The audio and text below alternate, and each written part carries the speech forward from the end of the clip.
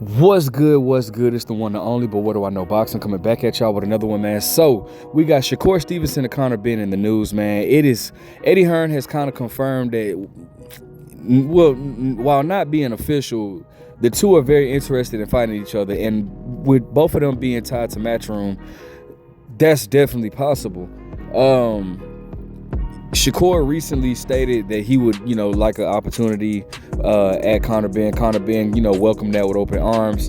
I'm going to go ahead and get into the article, and then I'm going to give you my opinion on that fight, all right? All right, so shout out to the Boxing News app. Y'all make sure y'all download that, man. It says, Eddie Hearn wants Benn versus Stevenson clash.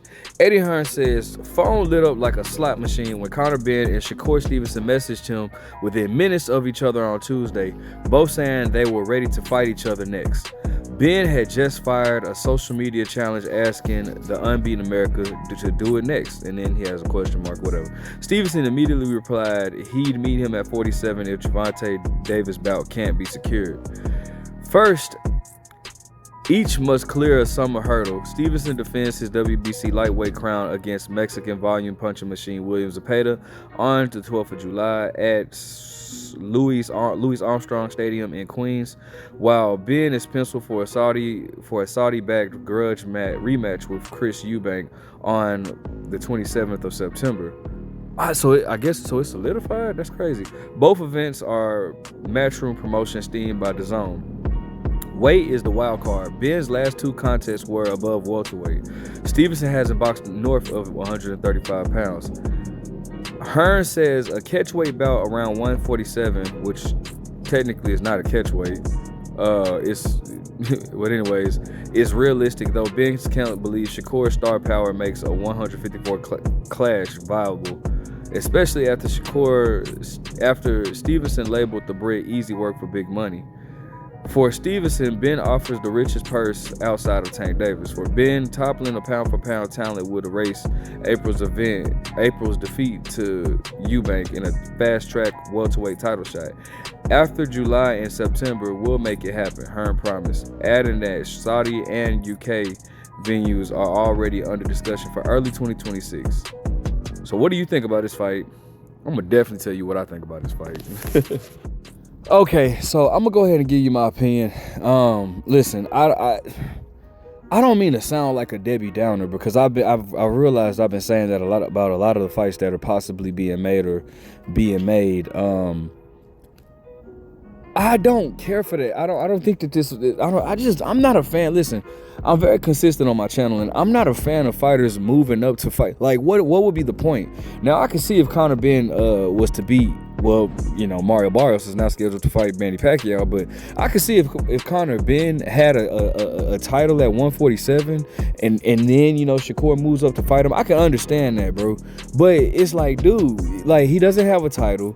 What would be the point of the fight, bro? I just think it's very pointless for a fighter to move up to face another big name and nothing is on the line. Like, no title is on the line. So, like, what's the point of that, bro? Like, to me, that's just a waste of, I'm not gonna say it's a waste of time, because obviously it's gonna be money involved. A lot of times when stuff like that happens, it's a big big money fight. Like when Shane Mosley moved up to fight Oscar De La Hoya, but that was for a title. When he moved up to welterweight to fight Oscar De La Hoya, that was for a title though. But it's like, bro, like, I just don't see the point of. I just don't see any, like, what are you gonna get out of this fight?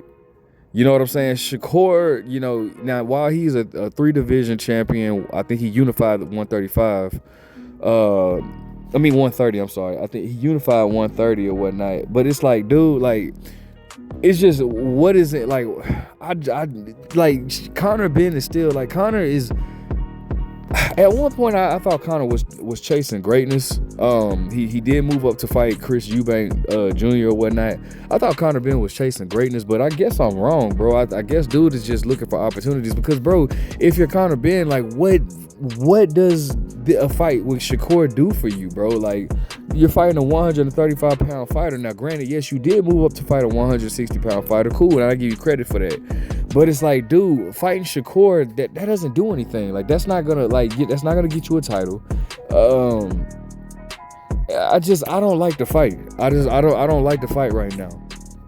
You know what I'm saying? Now, you go down there, you get you a title, then okay, cool. You know, I still don't. I'm not a fan of these guys just moving up in weight class. And that's nothing, bro. What the hell is up with these fighters just moving up in weight class? Like, it's like weight classes are no longer being respected, bro. Like, dog, somebody's got to learn.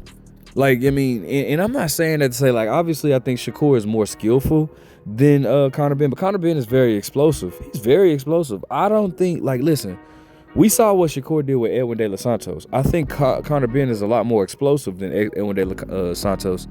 What is Shakur gonna do when fighting Edwin De Los Santos? I mean, Conor Benn. I don't see, like, I mean, look, obviously Shakur has mastered he's mastered something that is not something that casual fans overlook because it's nothing flashy about it. But Shakur has mastered the art of distance and range, and people don't know that you can win a fight just based off of that, controlling distance and range. That is very, very, very, very important. And Shakur has he's mastered the art of it. Now, you know, just because you don't control the distance and range, that doesn't mean that you'll win a fight. I mean, if I'm being honest, I look at Mayweather versus Maidana 1. Look at the first fight where Maidana was smothering Mayweather a lot, but Mayweather was still able to pull it off. It doesn't mean that that's not a guarantee, but it sure is a hell of an attribute to have. So, you know, with that being said, yeah, I mean, I think that Shakur, and he throws better straight punches than Conor Benn, where Conor Benn mostly relies on hooks. And he like I said, he's explosive with them as well.